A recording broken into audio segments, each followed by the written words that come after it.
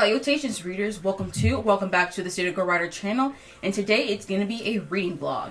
Specifically a reading challenge vlog, where I plan to read 100 pages every day for a week. So I'm recording this on Sunday, specifically Easter Sunday, so, happy Easter to anyone who celebrates. Also for anyone who's also fasting for Ramadan, happy Ramadan as well. Also for Passover as well, happy Passover for everyone who also celebrated Passover the past few days. And any other holiday as well, because I think there's been a lot of holidays around this week. So just to let y'all know, happy holidays to all those things. The idea is, again, to read 100 pages a day for pretty much a whole week. So that's 7 days, so that's around 700 pages at least. Because I'm also going to be counting audiobooks, but it's kind of hard to do the math for audiobooks. But I think I figured out how many hours will equate to pages. I have a feeling that 4 hours in an audiobook is roughly around 100 pages. I think, give or take, around 4 hours is 100 pages, I think. It's I'm just it's a little bit more of a toss up there, but I think 100 pages equates to 4 hours in an audiobook. Now, I have 3 books from the library. The first book I want to read is What Moves the Dead by T. Kingfisher. This is a retelling or / reimagining of Edgar Allan Poe's The Fall of the House of Usher. I don't know too much about this besides this is horror. I think gothic horror, because Edgar Allan Poe is just very well known for being macabre and gothic as well, so gothic horror specifically. And I think we have some things regarding fungi, which, honestly, I've been reading some more gothic horror and dealing with plants and fungi, and not gonna lie, I like that. And this is a novella. It's really short, so this one's actually around 160 pages, which means I can finish this in 2 days. Again, I don't really know much about what it is about, but this is the first book. The second book I want to read is The Heartbreak Bakery by A.R. Capetta. Now, this one is YA contemporary romance, which is, again, not something I really gravitate towards, but I found out about this book from Jesse on YouTube, and also on MD Book Club as well. This was an MD Book Club pick for February of this year, and it sounded really interesting. I was like, okay. And it's also a queer one, though. This is a YA queer contemporary romance. So I'm like, okay, see, I can do that. And if I remember correctly, this follows Sid, who has no pronouns. So you got Sid works in a queer bakery and community space in Austin, but anyone who eats Sid's breakup brownies ends up breaking up. So I think Sid wants to fix things, something like that. I don't know too much, and honestly, I think I prefer not to know too much about it, just for my own sake, just for kind of going into it. I just know that this is YA, and it's a queer contemporary romance, and we have an agender person. And I think there's also a demisexual love interest here, I think. Not totally sure, but I think there is some ace rep in there, ace-spec rep, so looking forward to reading that. And there's some also other queer rep as well, which I'm also definitely here for. And the next book I'm going to read is If You Could See the Sun by Anne Leong. Now, this one, this one's also YA. And I noticed this also dark academia. It's not a commercial one, though. It's a non-commercial dark academia, which I think is really cool. But if I know this correctly, this is following someone named Alice Sun, who goes to an international boarding school in Beijing. I think she starts to all of a sudden turn invisible, completely physically invisible, and then she finds a way to monetize that, which I'm like, you know what? You gotta do what you gotta do, okay? But that's pretty much all I know. So I think this is YA magical realism? I don't know. I'm not totally sure. I just know it's YA contemporary for sure, so maybe with magical realism elements as well. But anyways, I am indeed looking forward to this one. It's another YA book, and I think I'll be able to get through it for this week. Hopefully. But I also am kind of thinking of possibly also reading, or at least finishing reading, One for My Enemy by Olivia Blake. I have the audio arc, so the advanced listening copy, from NetGalley, so I've already started reading it. I think I'm 38% into it, and actually, I am surprised at actually how much I'm enjoying it. I was very surprised, because if you don't know me, I read the Atlas 6 last year, and I gave it 2 stars. I did not like the Atlas 6. I was not having a good time with it. But One for My Enemy, though, surprisingly, it seems like it's pretty good so far. But okay, I'm enjoying it. Seems pretty good. But One for My Enemy is a contemporary fantasy twist to Romeo and Juliet. And it very much does give off dramatic, like Shakespeare, for real. It really does. So, if you're into that, if you're really into like Romeo and Juliet, and anything that gives off Shakespeare, and the melodrama of that, then like, and also forbidden romance, betrayals, all that stuff, then yeah, you definitely might like this one. And it's also fantasy too. It's a contemporary fantasy, much like the Atlas 6. So I plan to also read that as well. Well, at least finish reading it. If I don't finish reading it, then I'm like, well, that's a next week problem then. So here are all of the physical books that I have for the TBR. These are pretty much my priority because these books are literally due next week. So I got to get to these. If I DNF them, then, it's a DNF. And then they'll just be returned to the library sooner. And also, I did calculate the amount of pages from the library, and then also for One for My Enemy. So I did page number, and then I did audiobook hours. So as far as page numbers, I have 844 pages, and then for the audiobook, 9.8 hours. So nearly 10 hours. Again, the idea is to read at least 100 pages a day for a week. That's 700 pages at least. So I don't know, I might not finish these books, or I might do finish these books. But again, I also won't be starting my count until tomorrow, because I'm recording this on Easter Sunday, and I want to actually start the 100 pages challenge tomorrow. I'll pretty much update y'all pretty much closer to midnight for the next day, so catch you all tomorrow night. Alright, hello everyone. Today is Monday, and well, I'm here to happily report that I have succeeded in reading 100 pages today, which is great, but also like I actually went above and beyond and actually finished a book, which is like surprising. I'm surprised. I am genuinely shocked that I read this fast, but honestly it was just so good. And the book that I read, What Moves the Dead by T. Kingfisher, and y'all, this was really, really good.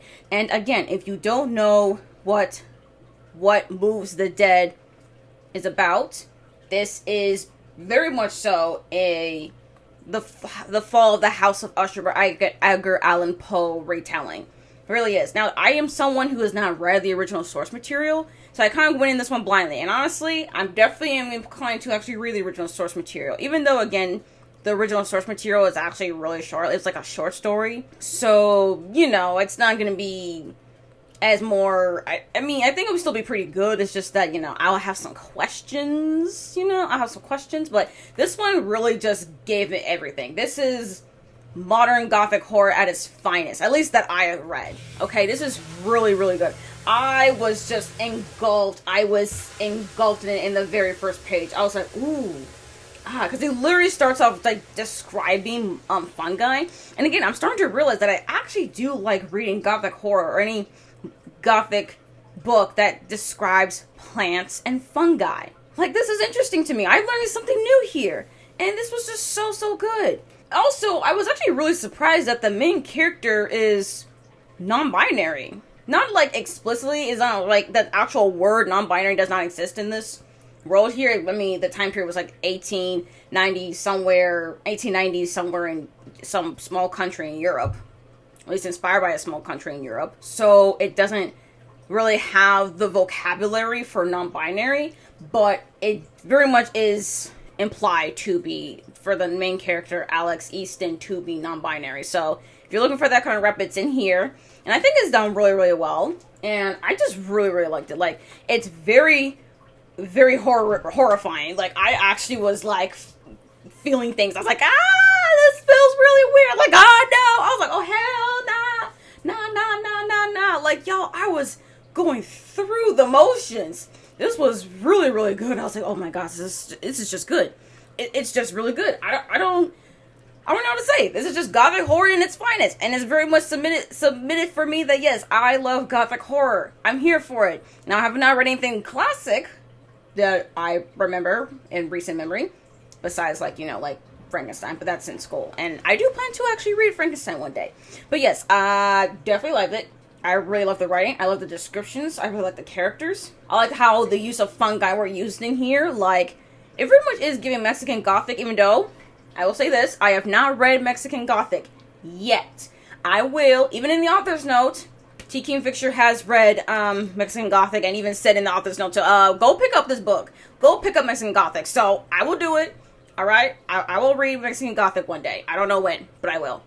So yeah, that's pretty much all I have to update here because I surpassed my goal by completely finishing a whole book. So looking forward to that. Now, the next book I'm going to read, I don't know what I'm going to read next. I gotta say, this challenge has been pretty successful. Now, I can't say what's going to happen for tomorrow. I'll have to update y'all tomorrow on that one. I don't know what's going to happen. But anyways, I will see you all tomorrow night as well.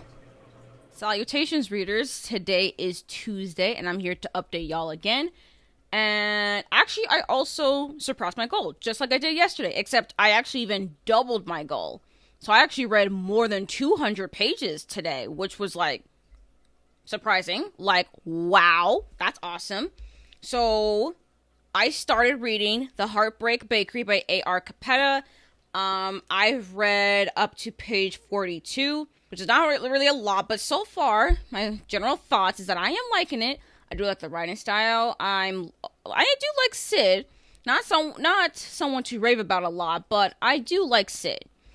I'm also curious about, what was the name? Harley. Yes. I'm also very curious about Harley as well. Let's see. Harley uses they or he, but definitely switches around depending on the pin that's on the backpack. There would be a pin that'll show, hey, he or they.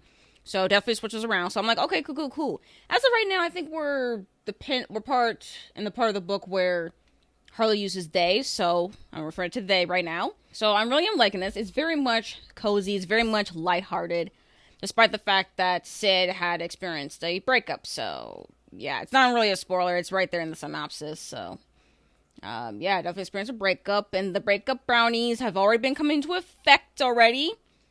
So that's not good, but it is indeed interesting. I'm definitely looking forward to reading it. It definitely gives it that feel that like I'm able to read a lot faster. So yeah, I think this is really cool, really cool. And also to remind y'all that Sid has no pronouns. And also the part although the book though that really contributed to my page number count was One for My Enemy by Olivia Blake. This one I read via audio, which was an audio galley. Thank you to NetGalley, Tor Books, and Macmillan Audio for this arc in exchange for an honest review. And I rated this one 3.5 stars. So if you don't know what this is about, this is a new adult contemporary fantasy twist to Shakespeare's Romeo and Juliet with Russian folklore / mythology. I think more folklore actually, where we follow two rivaling witch families, the Fedorovs and the Antonovas, set in modern Manhattan. Even though it's kind of weird for me to say modern Manhattan, because honestly, you do tend to forget that we are really in a contemporary setting. I mean, sure, you know about the technology, and we're in a university sometimes and other things, but like, more often than not, I keep forgetting we're even in Manhattan. Like, we're even in New York in general. It's probably like some parts in the book, so I don't know. I'm starting to realize that world building is not Olivia Blake's strongest suit, to be honest. I think a lot of times, though, people who do read her books, people think that Olivia Blake's strongest suit is her characters, and I would say that it's somewhat accurate because I did read The Atlas 6 last year. I did not like that one. I didn't even like the characters. One for My Enemy, though, is definitely less pretentious, a little bit convoluted, but not in a very irritating way, at least not for me personally. I definitely liked how melodramatic it was. That definitely gives off Shakespeare. With whether it gets for just emotions or just betrayals, I'm just like, yeah, this is giving melodrama. And I'm like, you know what, this fits. This definitely fits. And there's actually like two sets of like Romeo and Juliet equivalents, and I mean this in a sense of like forbidden romance, betrayals, and death, all that stuff. There's like two sets of that, and I'm just like, okay, well, that's a very interesting way of going about it. Now, I have read Romeo and Juliet, but that was like back when I was a freshman in high school, so I don't remember too much, let alone against its characters, so I don't know necessarily how close One for My Enemy is with guarding the plot and characters with Romeo and Juliet versus this book, but like, based on what I remember, I'm like, it's pretty good. I'm like, yeah, it pretty much falls in line for what I remember for sure, especially with its ending, so like, that makes more sense. But, I will just say, the ending, I mean, it's very much what you would expect with any Romeo and Juliet retelling, to be honest, but it's not as tragic. I would say it's more bittersweet. And I actually did like her writing here, which was something I was really worried about when I got this, when I requested the arc. I was like, you know what, let me just see. Maybe it'll be something different. Because I knew it was not going to be anything regarding dark academia or academia, like, at all. So I was like, okay, this one is not like anything like Alone with You in the Ether that's trying to be like a romance book. I'm like, we're not going to go there. Because I personally don't think Olivia Blake's strongest suit is regarding romantic relationships like that. Even in here, I'm like, it's not her strongest suit here. I think Olivia Blake's strongest suit is, I think, for at least a lot of people, will be her writing. And in this one, I can see why. I'm still not up there with her, but, like, I am giving her a second chance.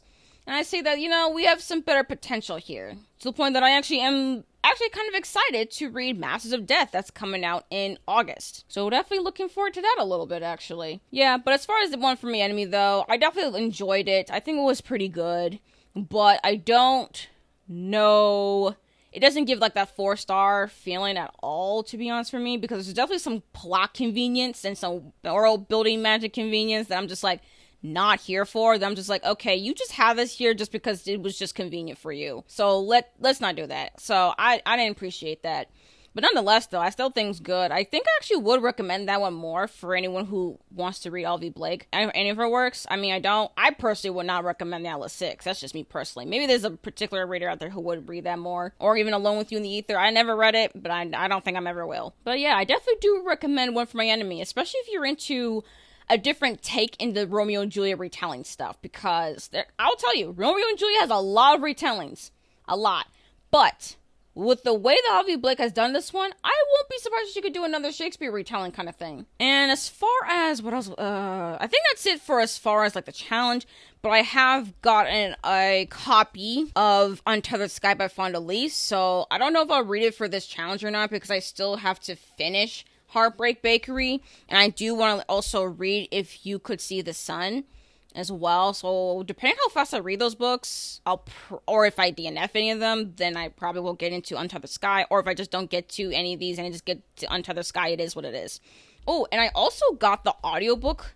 I finally got the audiobook for Nona the Ninth by Tamsin Muir, third book in the Locked Tomb series, and I really was looking forward to this one. So if y'all see me reading this or updating about this book, y'all know what happened, okay? I've been reading this. I've been really loving this series, so who knows? Maybe this could be a 5-star. It could be. Maybe. I don't know. I have some faith. I have some faith in it. But anyways, that's pretty much it for what I have to update for today. Now, as far as tomorrow's plans, read more of this. I literally just started it, so I don't know how far I'll get into it tomorrow, so I'll be surprised if I even finish it. I'm like, dang, if I really do finish it tomorrow, that'd be a surprise. But I'm not expecting for me to be finished with that one. But anyways, I think that's it. And I will update y'all for tomorrow. Salutations, everyone.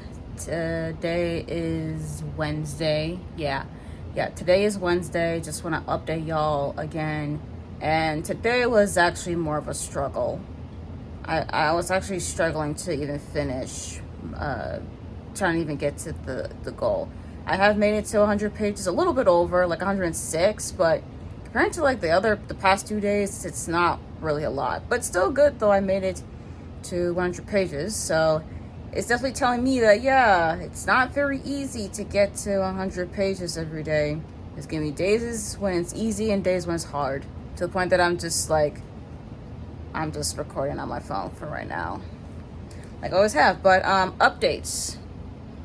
The Heartbreak Bakery, I DNF'd it at page 61, so I only read like 3 chapters. I'm DNFing it because I'm just not in the mood to be reading this. It's not romance, but like I'm just not in the mood for this kind of a story. It's not like it's bad. I think it's decent. It's just not the kind of story that I really gravitate towards. I just was just very curious about it, but after a while, my brain was just like, yeah, this is boring. So let's not keep reading it. And I'm not trying to do this vlog and finish this book and then be like resentful at myself for bothering to continue on when I could have just DNF'd it. So I'm just taking this as a sign for me to DNF. And then I kind of started If You Could See the Sun. I'm not very far into it. I'm only like 17 pages into it. I think this one's also fine, but it's also just like, I'm definitely more interested in this one. If you don't know what this is about a Chinese girl who goes to a new school. She starts turning invisible, and she's trying to make money off of that because her family cannot afford to pay for the school that she's going to, the tuition, which is crazy, which is ridiculously expensive. So there's that. It's also YA. It's contemporary magical realism. It also fits into dark academia as well, which is actually pretty interesting because I don't hear a lot of people talk about this book in as far as the realm of dark academia, which in my personal opinion, my experience has been pretty good. It's been pretty good. I like the fact that it's non-commercial dark academia. That's just me personally. So I am indeed liking this more. It's just that I'm not in the mood for this story right now. So I'm going to continue reading. It's just that, I don't know. I don't think I'm in the mood for a YA book right now. So maybe that's what it is. Maybe I'm just not in the mood for YA right now. But I will try to continue on with this. So there's that. And I also started listening to the audiobook for Note of the Ninth. Like I said, I did say, hey, if y'all see me reading this book, y'all know what happened.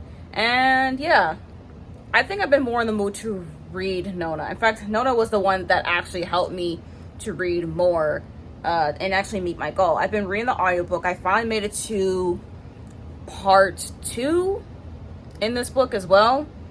And I actually am indeed enjoying it. It's just I'm a lot more confused with it. Although I have to remind myself, every single time I read any of these books, my brain is always confused in the first 100 pages. Like, things don't really start to click for me until, like, I'm halfway through. So the first 100 pages, I have to, like, my brain needs to be settled in so that it understands the world and what's even going on and the plot to move a little bit more. And then when I'm halfway through, I'm just like, oh, wait a minute. This is starting to make sense. And I start going back on things. I'm like, wait a minute. This is adding up here. This is adding up.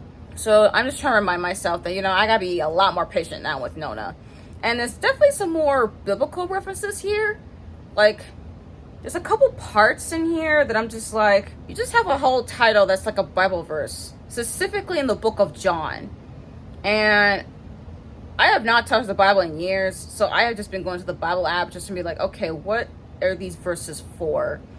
And my brain is just really not figuring it out. But then again, I think it's just because I'm confused on like how this is even relevant. But if you're here though for the pop culture references, it's definitely in there for sure.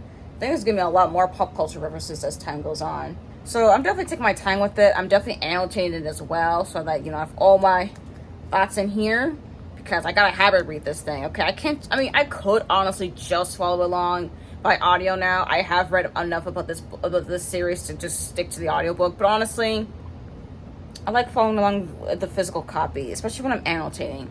Because I am really liking Nona. Like, I like Nona as a character, but I'm just trying to understand more about her book here. The actual book. I like the character, but the book, I'm trying to figure it out. But, yeah, I'm just going to remind myself I need to be more patient. So, yeah, that's pretty much all the updates for today. But I am also going to be doing some reading sprints tomorrow morning. So that's definitely an opportunity for me to read way more than 100 pages. At least, hopefully. I don't want to jinx myself because today was actually a struggle to get to 100 pages. I don't know. I think it's because of the heat. Because where I live, we just had a day that really just felt like summer. And I think tomorrow will definitely be cooler. And there'll be reading sprints. So maybe I'll do better as well. So just want to let y'all know about the updates. And yeah, I'll definitely update y'all tomorrow night. Salutations, readers. This is day 5 of our reading challenge here. And I just want to update y'all because I actually did not update y'all for day 4.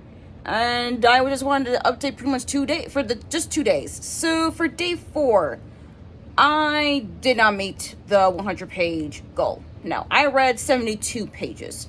So I actually started reading Untethered Sky by Font Ali. I do enjoy it. I just wasn't in the mood really to keep reading it, but I think it's really, really good. Her writing is definitely still strong. I'm just trying to get used to, like, not really quite the world, but more like the characters, more in tune with the characters. But I think the point of this particular novella might not be I think it might be the character here, but I think I just need to warm up to our main character a little bit more. I think our main character is fine. She's not annoying or anything, but she definitely seems like a determined kind of character. But it's kind of giving a little bit flat, but I think that could definitely change, because I mean, I've only read like the first 33 pages and the novella is like 150, so like I'll just keep reading it and see what happens. And then I listened more to Nona the Ninth by Tamsin Muir. I really am indeed liking Nona, although I am definitely a lot more confused here. It's definitely more of a guessing game, which is like kind of weird for me, because like, I don't know. Like, I was definitely confused with Harrow, but like, I was kind of, I don't want to say I was in on it, but like, I had an idea as to what Muir was trying to do, so I was able to like come up with a theory for it.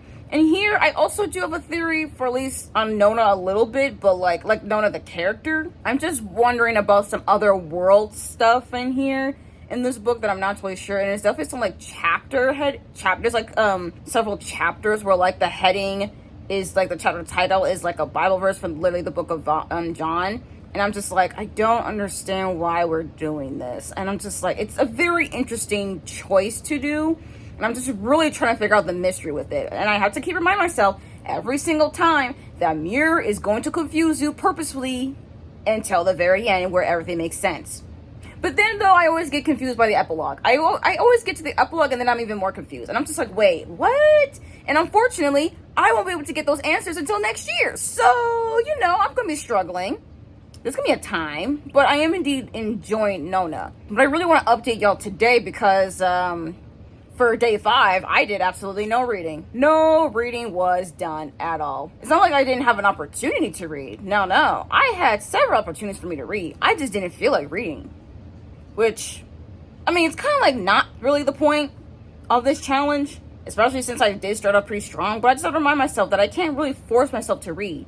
Because then that's when I start to feel this resentment towards myself for like, why on earth am I keep reading this book? And then of course that ruins my reading experience for the books that I'm currently reading, or any new book that I pick up for just whatever reason. And it's just like, I don't think this is a slump. I think it's just a period, and just a period within this week that I'm just like, I'm not in the mood to read right now, and I'm not going to force myself to continue reading. So I didn't do any reading. Instead, I pretty much just hung out with my family. Oh, and I also watched some YouTube videos as well. I just did a lot of chilling, to be honest. And also, it was really, really nice today. So honestly, I was just not in the mood to listen to the audiobook of Nona, or just even read a physical book like Untethered Sky, or even some other books I have in my current reads.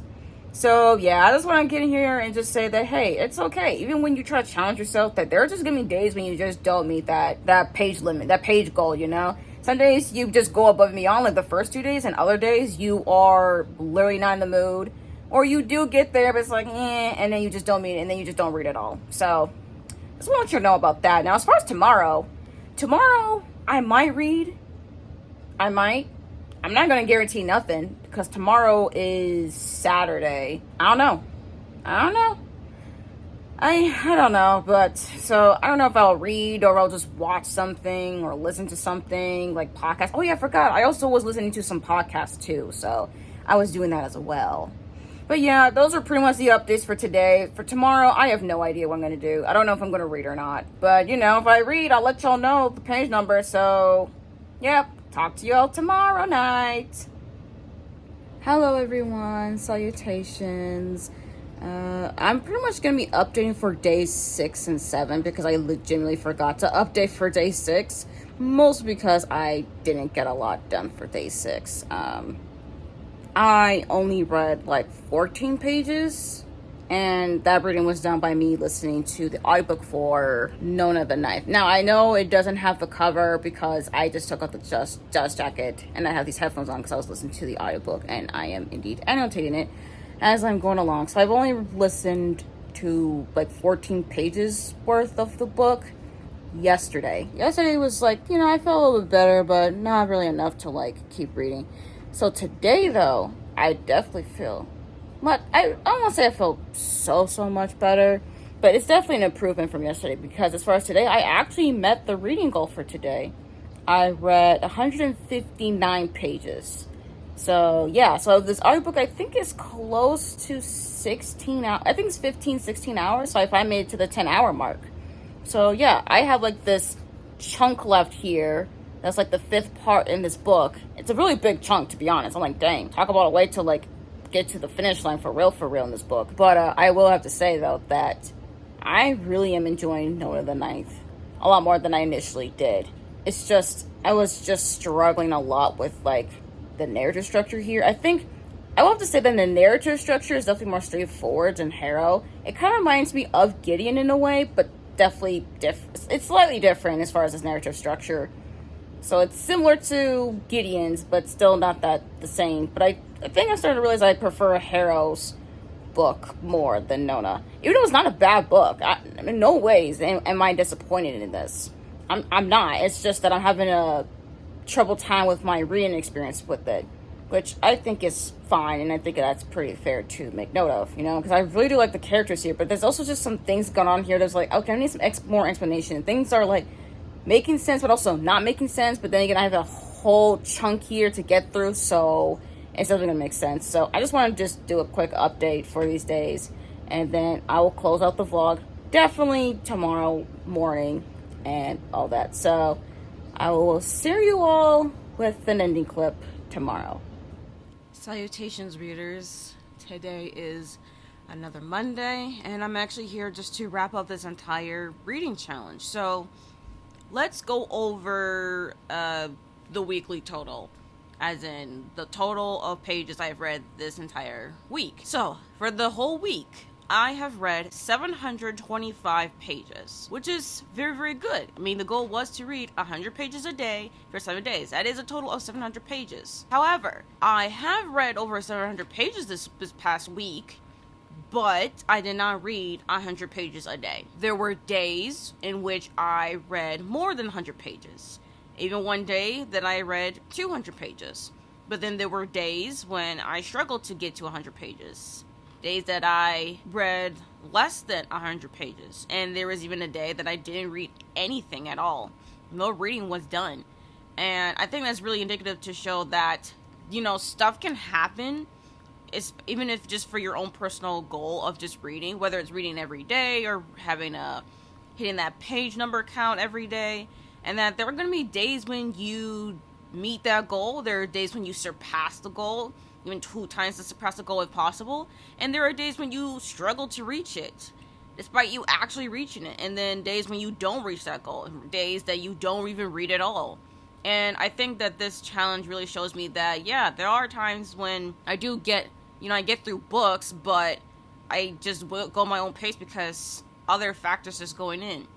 Whether I'm just not in the mood, or mentally I'm just not in the headspace to be doing much of anything besides just watching something, consuming content, instead of just making or reading. So I think this is just a good learning experience for me to know that, hey, this is just how it works for me, you know? This is just how it works for me. So it is possible for me to read 100 pages in a day, sometimes even more than that. But I just gotta keep in mind to myself that there are just gonna be days in which I don't read that many pages, like, at all. Sometimes I might even struggle to get there, days I just surpass it, and days I just don't read at all. So, you know, that's just something for me to think about. But that's pretty much all I can recap regarding the stats. Let's recap on the books I've read and books I didn't finish. Let's recap all the books. So first off, we started off this challenge by reading and completing What Moves the Dead by T. Kingfisher in a single day. I think this is actually the first, I really finished it on day 1. I gave this one 5 stars. It's an adult gothic horror. That's a retelling of Edgar Allan Poe's The Fall of the House of Usher. I genuinely recommend it. The character in here is non-binary, although the word itself is not in here, but it's very obvious that the main character here is non-binary, uses neo-pronouns that fit into this world, and I think that's really cool, especially with explanation of, like, what those neo-pronouns will mean in this world. I think that's actually really cool. I love the fungi, the use of the fungi here, and the animal, and all the body horror. Like, this was really good, y'all. This is really good. It's actually so good that I bought my own copy. Yeah, that's right. Borrowed it from the library, got my own copy, because why not? I just want to work like that. And then, after that, I finished reading the advanced listening copy of One for My Enemy by Olivia Blake. This is a Romeo and Juliet contemporary contemporary fantasy twist where, we follow two rivaling families. I gave this one 3.5 stars. I even have like a short, like kind of like a review of it on my Instagram. So if you want to know some more thoughts on it, I have that on my Instagram. You can follow me on Instagram over there for that. I definitely enjoyed it way more than like the Atlas 6. Her writing is not as pretentious as the Atlas 6 in this one. It is a little bit more convoluted though, or just as convoluted as the Atlas 6, but at least not in an irritating way for me. Definitely something I can recommend, especially if you really like a Romeo and Juliet retelling. Then yeah, this is anything regarding Romeo and Juliet. This is the book for you. And if you are a fan of L.V. Blake and love Romeo and Juliet, there you go.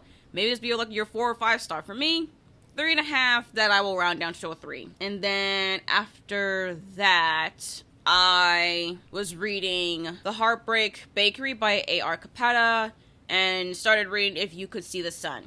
These 2 books I borrowed from the library, but I'm DNFing them. This one is more so a DNF than this one. This is more of a soft DNF. Or maybe I would come back to these 2. I don't know. These are YA books. This one's YA contemporary fantasy magical realism. I don't know. I think this is, I don't know what kind. I'm not totally sure on the genre here. But we do have a main character here who's agender named Sid, who has no pronouns, just to let y'all know. This one is YA contemporary magical realism because the main character here can turn invisible and she wants to monetize that because her family cannot afford her to go to this private boarding school anymore. So yeah, and also is also a little bit like dark academia, but more in the non-commercial sense. So these 2 stories still sound interesting to me. It's just that I'm not in the mood right now to be reading YA, which I had to realize that even though I'm still interested in these stories, I'm just not in the headspace to be reading YA stories right now. Although I am definitely more interested in this for later on. Yeah, this is definitely like a book I can definitely come back to. This one I'm definitely also going to be coming back to as well. I am interested in both of these. I just really need to be in the headspace for YA, which I'm not in the moment, which is still fine. And then these are the books here that I started reading. So, we have the books that I finished, books that I DNF'd, and books that I've started reading but didn't finish reading yet. So, first up, we have Untethered Sky by Fonda Lee. This one I got to page 33.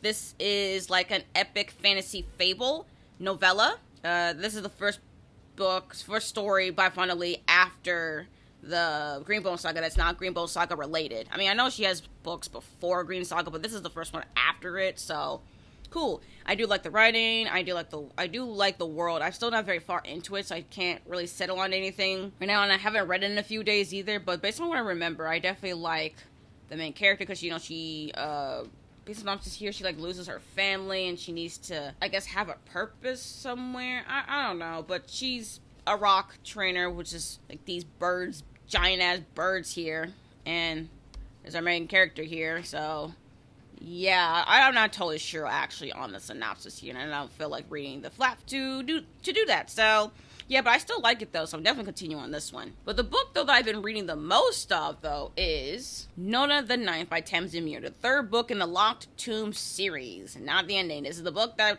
originally was not planned at all. Like, Nona just came out of nowhere, in a way, pretty much. So, surprising, but I have been annotating this one as well. It's not as heavily annotated as, like, Harrow the Ninth or anything, but it's mostly because I just want to have the tabs to be a little bit more focused here. Mostly because since this is more straightforward, I don't require as many tabs as I did with Harrow. But in this one, we pretty much, again, are following the events, after Gideon and Harrow's, and, I can't really talk too much about it, especially when I'm actually, like, more than halfway into this book.